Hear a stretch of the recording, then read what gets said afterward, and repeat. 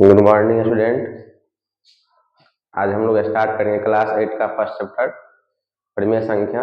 पिछले क्लास में भी हम लोग बताए थे, क्लास 9 का जब पढ़ा रहे थे उसमें परिमेय संख्या के बारे में हम लोग जिक्र किए थे। ठीक है,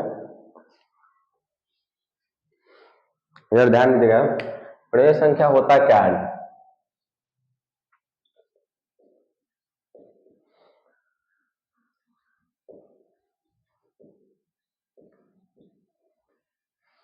सबसे पहले हम ये जानेंगे परिमेय संख्या होता क्या है। परिमेय देखिए, वैसी संख्या जो p बाई क्यू के रूप में हो, उसके बाद p और q क्या हो? p और q एक पूर्णांक हो और q का मान क्या नहीं होना चाहिए? जीरो नहीं होना चाहिए। ये जनरली सबको पता रहता है कि परिमेय संख्या किसको कहते हैं? जो p बाई क्यू के रूप में है, p और q क्या हो? एक पूर्णांक और q का मान जीरो ना होना चाहिए। पूर्णांक होता क्या है? जैसे बताए थे हम, पूर्णांक मतलब ये हो गया ये 0 प्लस 1 प्लस 2 प्लस 3 कहाँ तक? पूरा इन्फिनाइट तक। मतलब आप जहां तक लोग काउंटिंग करते हैं, लाख करोड़ अरब, जहां मतलब इसका अनंत नहीं, संख्या का अंत है ही नहीं। -1 -2 -3 कहाँ तक? इधर। ये पूर्णांक है। ये यहाँ पर हम देख रहे हैं कि पूर्णांक मतलब ये हो गया कि ऋणात्मक संख्या और धनात्मक संख्या और जीरो, ये तीनों मिलाकर क्या बनता है? पूर्णांक। तो यहाँ पर हम p और q के जगह हम कुछ भी रख सकते हैं, ऋणात्मक भी और धनात्मक भी। ठीक है, जैसे एग्जाम्पल, एक दो एग्जाम्पल हम ले रहे हैं। अगर एग्जाम्पल हम लेंगे जैसे 7/5, यहाँ पर ये क्या है? p का मान क्या है? 7 और q का मान क्या है? 5। जैसे -9/7, अपने मन से कुछ भी लीजिए। देखिए यहाँ पर हम देख रहे हैं ये ऋणात्मक संख्या है, इधर इस साइड वाला, और ये धनात्मक संख्या है जीरो से राइट साइड वाला है। यहाँ पर सिंपल हम 5 भी लिख सकते हैं।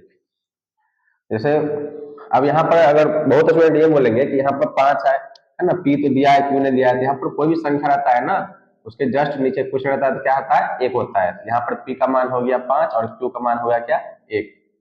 इस तरह से जीरो भी एक परिमेय संख्या है, 0/1 ऐसे हम लोग लिख सकते हैं। ठीक है, तो जितना भी पूर्णांक है, जितना भी पूर्णांक है सब परिमेय संख्या है।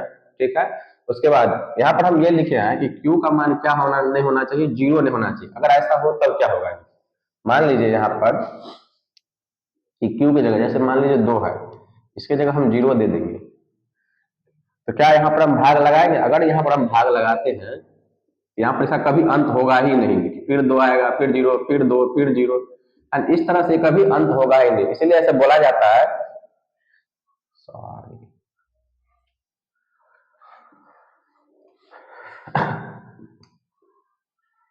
कि किसी भी संख्या को अगर हम 0 से भाग देते तो क्या होता है?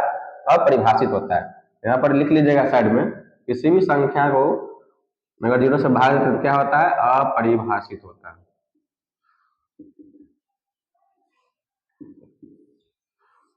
ठीक है, इसीलिए हम यहाँ पर परिमेय संख्या में बोलते हैं कि q का मान क्या नहीं होना चाहिए? 0। मतलब ऊपर में 0 डाल सकता है लेकिन नीचे में 0, मतलब q का मान 0 नहीं डाल सकते।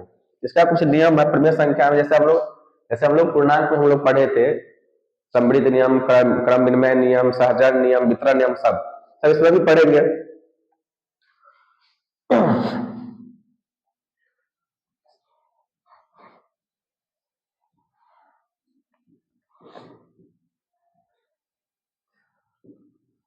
Close your property.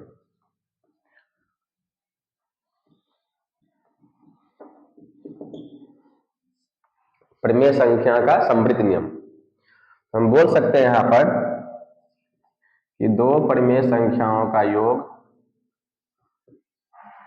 दो परिमेय संख्या का योग एक परिमेय संख्या होता है।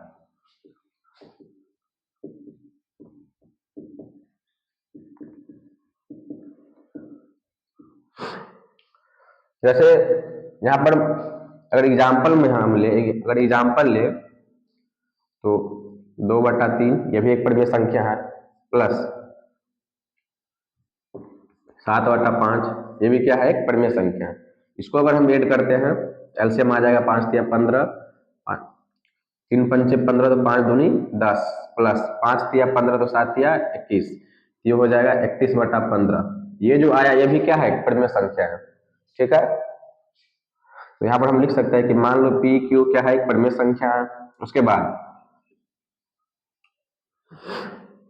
आर और एस क्या है, आर बटे एस क्या है, ये परिमेय संख्या। इन दोनों के जोड़ने के बाद भी क्या आएगा, परिमेय संख्या ही आएगा।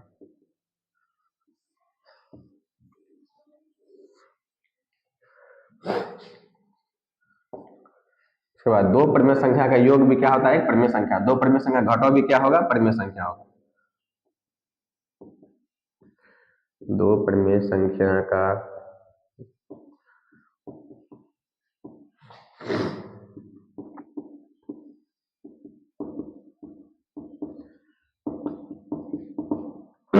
जैसे यहाँ पर कोई भी संख्या, जरूरी नहीं है कि मान लीजिए यहाँ पर 7/9 माइनस 1/6, ये लिए इसको अगर हम घटाते हैं तो 9 और 6 का एलसीएम क्या हो जाएगा, 18। 9 दूनी 18, 7 दूनी 14, माइनस 6 18 तो हो जाएगा 3। यहाँ 14 में से 3 जाएगा तो हो जाएगा 11/18। यहाँ पर हम ये देख रहे हैं, ये भी क्या है, एक परिमेय संख्या। यहाँ पर हम बोल सकते हैं कि दो परिमेय संख्या का घटाव भी क्या होगा, एक परिमेय संख्या। यहाँ पर हम लिख सकते हैं P/Q माइनस R/S जो होगा एक परिमेय संख्या होगा।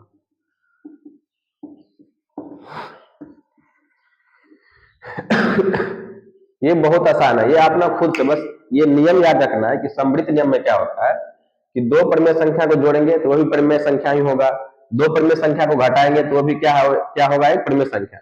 यहाँ पर हम एग्जाम्पल ली है, आप एग्जाम्पल कुछ भी ले सकते हैं, अपने मन से एग्जाम्पल कोई भी नहीं, 6 7 जितना एग्जाम्पल होता है आप एग्जाम्पल ले सकते हैं। उसके बाद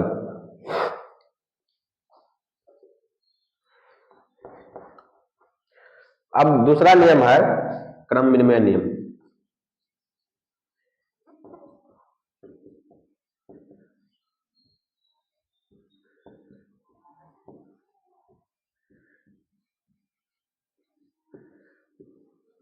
कम्यूटेटिव लॉ,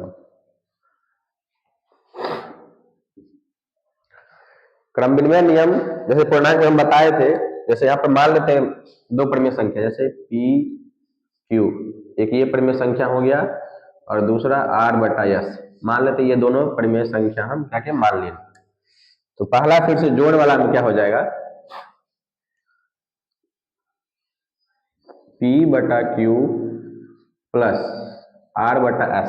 इन दोनों परिमेय संख्या को जोड़ेंगे फिर उल्टा करके R/S प्लस P/Q, क्या ये दोनों बराबर हो जाएगा।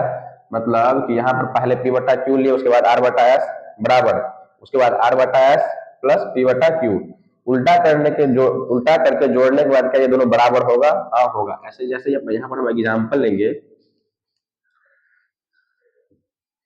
-2/3 प्लस 5/6। मान लीजिए यहाँ पर दो, एक ऋणात्मक संख्या भी लिए और एक धनात्मक भी लिए, इसको उल्टा करके लिखेंगे 5/6 माइनस 2/3। तो क्या ये दोनों बराबर होगा, एक बार करके देख लेते हैं।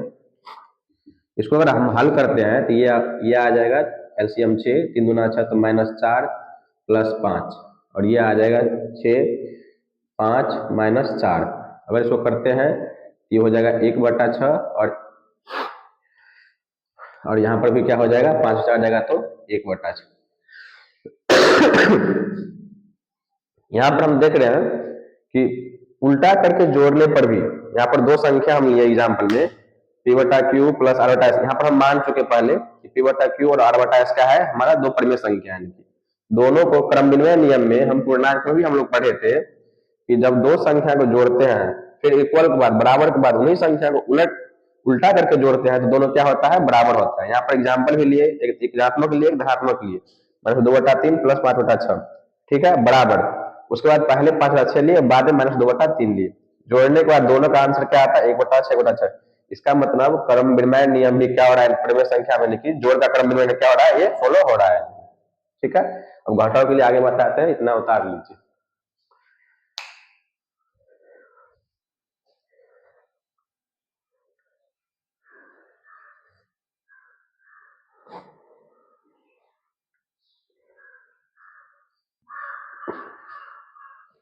अभी हम देखें क्रम विनिमय नियम में जोड़ के लिए यानी कि परिमेय संख्या का, अब घटों के लिए देखते हैं। फिर से वही दो संख्या हम मान लेते हैं परिमेय संख्या, एक पी बटा क्यू और दूसरा आर बटा एस। ये दोनों हम माने थे यहाँ पर। पहले हम एग्जाम्पल लेते हैं कि उसके बाद हम समझाएंगे। एग्जाम्पल अगर हम ले रहे हैं कि जैसे मान लीजिए यहाँ पर लिए 12/15, उसके बाद माइनस 7/18, ठीक है। फिर यहाँ पर पहले 7/18 माइनस 12/15, क्या ये दोनों बराबर होगा? पहले घटा कर चलिए देखते हैं। अगर इसको हम घटा कर देखते हैं ये हो जाएगा 15/18 क्या हो जाएगा 90, 15 × 90 तो 12×6 = 72, माइनस 18×5 = 7×5 = 35। यहाँ पर देख रहे हैं 90, यहाँ भी 90 एलसीएम हो जाएगा, 18×5 = 90 तो 7×5 = 35, माइनस ये हो जाएगा 72, ठीक है। अगर यहाँ पर घटा रहे हैं, घटाने के बाद क्या आ जाएगा यानी कि 37/90, और यहाँ पर क्या आ रहा है यानी कि माइनस 37/90। यहाँ पर हम दो संख्या लिए, एक 12/15 और एक 7/18। ये दो संख्या मेरे पास, पहले 12/15 बाद में 7/18, दोनों घटाए, फिर 7/18 बाद में 12/15, उनको घटाए। यहाँ पर हम देख रहे हैं यहाँ पर आ रहा है क्या माइनस और यहाँ पर प्लस, क्या दोनों बराबर है? नहीं है। तो क्या ये दोनों बराबर होगा? नहीं होगा। तो यहाँ पर हम लिख सकते हैं कि P/Q माइनस R/S जो होगा बराबर नहीं होगा R/S माइनस P/Q के लिए। ये घटाव के लिए फॉलो नहीं हो रहा है क्रम विनिमय नियम में, ठीक है। तीसरा है हमारा सहचर नियम।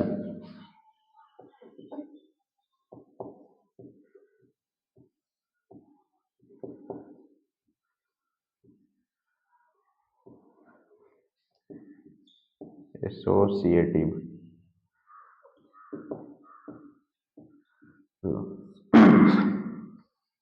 सहचर नियम क्या कहता है? यहाँ पर तीन परिमेय संख्याओं को मानना पड़ेगा। मान लेते हैं तीन को है P/Q, दूसरा है R/S और यहाँ पर एक और मान लेते हैं T/U। ये तीन परिमेय संख्या है मेरे पास, P/Q, R/S और T/U, तीन परिमेय संख्या है। तो सहचर नियम में जोड़ के लिए कहता है P/Q plus R/S plus T/U। यहाँ पर दो परिमेय संख्या को हम क्या किए? पोस्ट के अंदर डाल दिए। दूसरा P/Q plus R/S plus T/U, पहले वाला को हम क्या किए? पोस्ट में डाल दिए। क्या ये दोनों बराबर होगा? सहचर नियम में बस इतना ध्यान रखना है, लिखना सब कुछ सेम है, बस पोस्ट के अंदर अलग अलग डालें। जैसे यहाँ पर देखिए R/S प्लस T/U को हम पोस्ट में डालें और यहाँ पर पहले P/Q प्लस R/S पोस्ट में डाल दिए। क्या ये दोनों बराबर होगा? अगर एग्जाम्पल हम देख लेते हैं, जैसे सिंपल एग्जाम्पल लेंगे 2/3 प्लस 5/6 प्लस 7/9, ऐसे सिंपल दो एग्जाम्पल ले लिए। इन दोनों को पोस्ट में पहले बंद कर दिए, फिर 2/3 प्लस 5/6 प्लस 7/9, इन दोनों को हम पहले पोस्ट में। होता क्या है, बोर्ड मास में हम लोग पढ़े होंगे BODMAS, सबसे पहले ब्रैकेट का होता है ना। सबसे पहले किसका क्रिया होता है? ब्रैकेट का। यहाँ सबसे पहले किसका करेंगे? ब्रैकेट का। 2/3 पहले लिख देंगे प्लस, और यहाँ पर हो जाएगा 6 और 9 कैल्शियम क्या हो जाएगा? 18। तो 6 18 तो 5 दिया 15, 9 दूनी 18 तो 7 दूनी 14। फिर यहाँ भी 18, 3 छक्के 18, 6 दूनी 12 प्लस 6 18 तो 5 दिया 15 प्लस 7/9। फिर इसको अगर हल करते हैं तो 2/3 प्लस 15 14 29/18, यहाँ हो जाएगा 15 12 27/18 प्लस 7/9। फिर इसको हल करते हैं, ये 18 हो जाएगा, 3 छक्के 18, 6 दूनी 12 प्लस 29, और यहाँ पर भी 18 27 प्लस 14। फिर इसको हल करते हैं 9 2 11 2 1 3 1 4, 41/18 यहाँ पर आ गया, और इसको अगर हल करते हैं तो यहाँ भी क्या आता है? 41/18। तो यहाँ पर हम देख रहे हैं कि तीन परिमेय संख्या लिए, तीनों को अलग अलग पोस्ट में बंद किए। पहले यहाँ पर दो को अलग, जैसे P/Q बाहर में छोड़ दिए, R/S इन दोनों को बंद कर दिए, फिर यहाँ पर इन दोनों को बंद कर दिया और T/U को बाहर छोड़ दिए।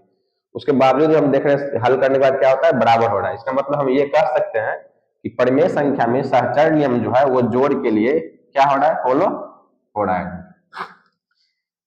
अब घटाव के लिए देख लेते हैं हम।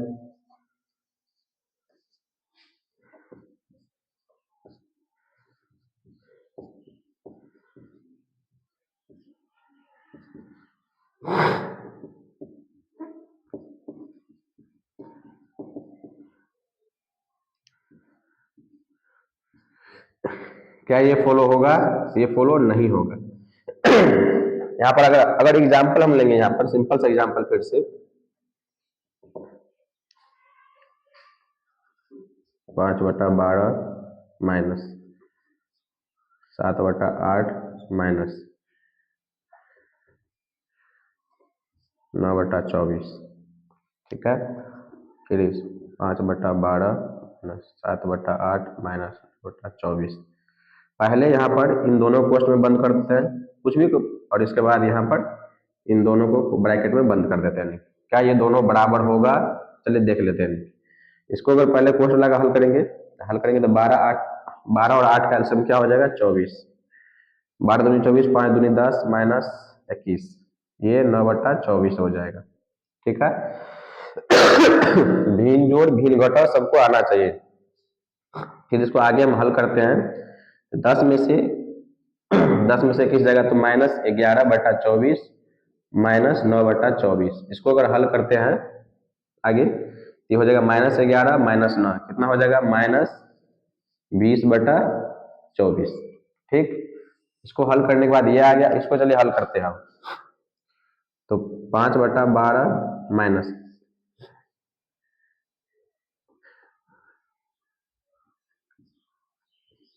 एलसीएम आ जाएगा 24, 8 3 24 तो 7 या 21 माइनस, और यहाँ पर हो जाएगा 9। फिर 5/12 माइनस, इसको अगर देखते हैं 21 में से 9 जाएगा तो क्या हो जाएगा? 21 में से 9 जाएगा तो 11, सॉरी 12/24। फिर इसको अगर हल करेंगे तो क्या आ जाएगा? एलसीएम आ जाएगा 24, यहाँ पर 12 दूनी 24, 5 दूनी 10, और यहाँ पर -12। फिर हल करने के बाद क्या आ जाएगा? -2/24। यहाँ पर हम देख रहे हैं कि दोनों को अगर उल्टा करके लिखे, यहाँ पर उल्टा करके नहीं, मतलब अलग अलग ब्रैकेट डाल दिए लिखी। घटाव वाला में, जोड़ वाला में तो फॉलो हो गया।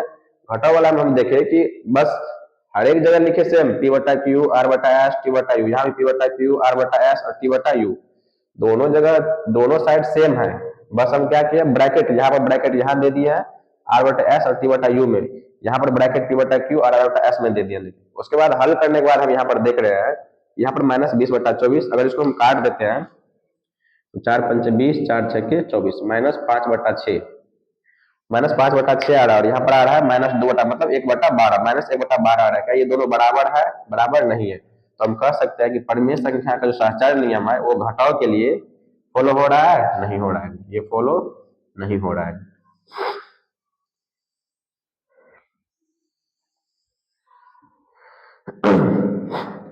ठीक है, इतना उतारिए, उसके बाद आगे हम बताते हैं।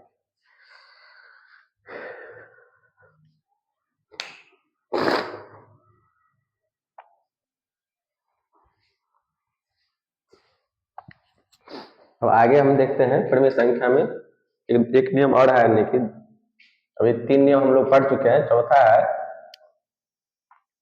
योज तत्समक।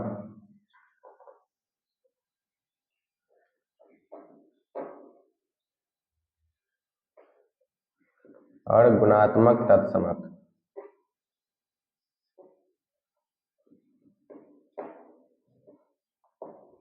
ये दोनों होता क्या है? योज तत्समक और गुणात्मक तत्समक, ये सबको पता होगा कि किसी भी संख्या में, किसी भी परिमेय संख्या, मान लीजिए परिमेय संख्या P/Q है, इसमें अगर हम जीरो को ऐड करेंगे, किसको ऐड करेंगे? जीरो को ऐड करेंगे, तो वही संख्या P/Q ही आएगा। ये सबको पता है। अगर एग्जाम्पल हम ले कि 2/3 में अगर जीरो ऐड करेंगे तो क्या आ जाएगा? 2/3 ही आएगा। या दूसरा एग्जाम्पल ले, -7/9 में अगर हम जीरो ऐड करें तो क्या आ जाएगा? -7/9 ही आएगा। ना, ये सबको पता है कि किसी भी संख्या में जीरो ऐड करने से कुछ बढ़ता ना ही कुछ बढ़ता और ना ही कुछ घटता है, लेकिन तो वही संख्या आएगा।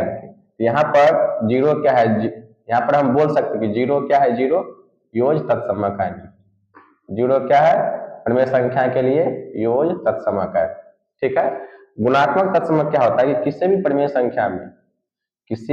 संख्या में अगर हम एक से गुना करते हैं वही संख्या आएगा, नहीं गुना में क्या आएगा, वही संख्या निकली। क्योंकि एक एक चीज हम अगर देखते हैं कि किसी भी हर एक संख्या में एक छुपा हुआ है, दुनिया का कोई भी संख्या है सब में क्या है, एक छुपा हुआ है गुना में नहीं।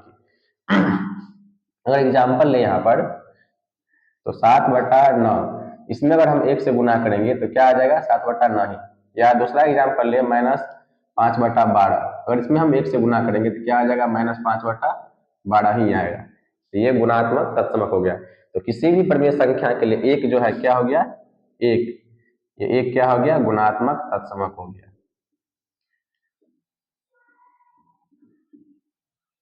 ठीक।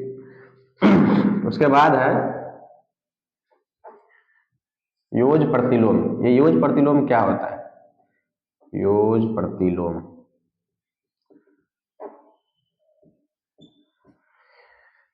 इधर ध्यान दीजिएगा। योज प्रतिलोम देखिए, जैसे मान लीजिए यहाँ पर हम बता रहे हैं कि P/Q कोई परिमेय संख्या, ठीक है, P/Q कोई परिमेय संख्या है, तो यहाँ पर ऐसा कौन सी संख्या जोड़े जो क्या आ जाना चाहिए, 0 आ जाना चाहिए। योज प्रतिलोम में कि P/Q में ऐसा कौन सी संख्या जोड़े कि क्या आ जाना चाहिए, 0। अगर एग्जाम्पल में पहले हम देख लीजिए, जैसे यहाँ पर है 2/3, ठीक, तो यहाँ पर ऐसा कौन सी संख्या यहाँ पर रखे कि क्या आ जाना चाहिए, 0। तो सेम रखेंगे यही संख्या इन माइनस में लिखे, -2/3। जैसे हम बोलते हैं कि 3 में क्या जोड़े, 3 में -3 में जोड़ देंगे तो 3 - 3 क्या हो जाएगा, 0। उसी तरह 2/3 में क्या जोड़े, तो -2/3 जोड़ देंगे तो क्या आ जाएगा, 0। उसी तरह P/Q में हम क्या जोड़ेंगे, -P/Q। तो योज प्रतिलोम में P/Q का योज प्रतिलोम क्या हो जाएगा, -P/Q। ये है क्या हो जाएगा, ये योज प्रतिलोम हो जाएगा। जैसे अगर फिर से एग्जांपल बोले कि बताओ 3 का योज प्रतिलोम क्या हो जाएगा, 3 का हो जाएगा -3। फिर 7/9 का -7/9 का योज प्रतिलोम क्या हो जाएगा, तो हो जाएगा +7/9। इस तरह से उल्टा, अगर प्लस में है तो माइनस में, और माइनस में है तो प्लस में आ जाएगा, ठीक है। ये हो गया हमारा योज प्रतिलोम। अब आता है गुणात्मक प्रतिलोम।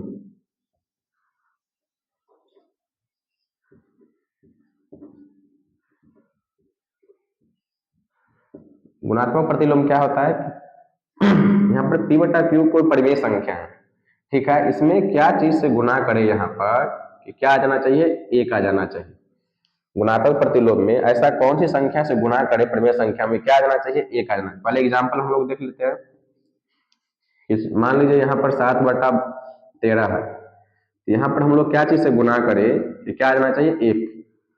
तो स्वाभाविक है कि 1 कब आता है, जब गुना में कुछ भी नहीं बचता है। इतना ध्यान देना है।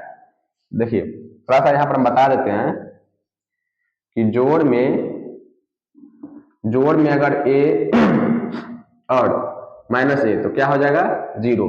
मतलब a और ये कट गया तो क्या यहाँ पर कुछ नहीं बचा। तो यहाँ ध्यान देना है कि जोड़ में कुछ नहीं बचा तो क्या बचा, 0, ठीक है। लेकिन गुना में क्या होता है, गुना में जैसे मान लीजिए 2/3 है और ये 3/2 है, दोनों क्या हो गया, कट गया, तो क्या बचा, 1। गुना में ऐसा नहीं होता, गुना में क्या होता है, 1 बचता है, कुछ नहीं बचता है तो क्या बचता है, 1। लेकिन जोड़ में 0, जोड़ में 0 और गुना में 1 बचता है। यहाँ पर 7/13 क्या करे जो ये पूरा कट जाए, तो एक ही तरीका है कि ऊपर नीचे चेंज कर दीजिए। यहाँ पर हो जाएगा 13/7, ये क्या हो जाएगा, ये दोनों कट गया, कट गया। तो यहाँ पर हम देख रहे हैं कि हमारा परिमेय संख्या हम ये पहले से लिए, एक बनाने के लिए उसको क्या कि उल्टा करके हम लिख दिए। तो यहाँ भी P/Q क्या करेंगे, उल्टा करके लिख देंगे, तो यहाँ पर जाएगा Q/P हो जाएगा, ठीक है। यहाँ पर हम बोल सकते हैं कि P/Q का गुणात्मक प्रतिलोम क्या हो जाएगा, Q/P हो जाएगा, ठीक है। मतलब उल्टा, अगर हम बोले जैसे एग्जाम्पल और 2-3 एग्जाम्पल देते, जैसे यहाँ पर हम लिखे 9/31, इसका यूज प्रतिलोम क्या हो जाएगा, गुणात्मक प्रतिलोम क्या हो जाएगा, तो हो जाएगा 31/9, ये हो जाएगा। अगर फिर हम यहाँ पर लिए -3, इसका क्या हो जाएगा, इसका हो जाएगा -1/3, ये हो जाएगा। इस तरह से लिखिए, ध्यान देना है कि जो संख्या हम लेंगे नहीं, है ना, उसके अपोजिट में ऐसा लेंगे कि दोनों क्या हो जाए, कट जाए। जैसे यहाँ पर हम लिए थे P/Q, तो Q/P, P से P कट, Q से Q क्या हो जाएगा, कट जाएगा, तो क्या बचेगा, सिर्फ 1 बचेगा।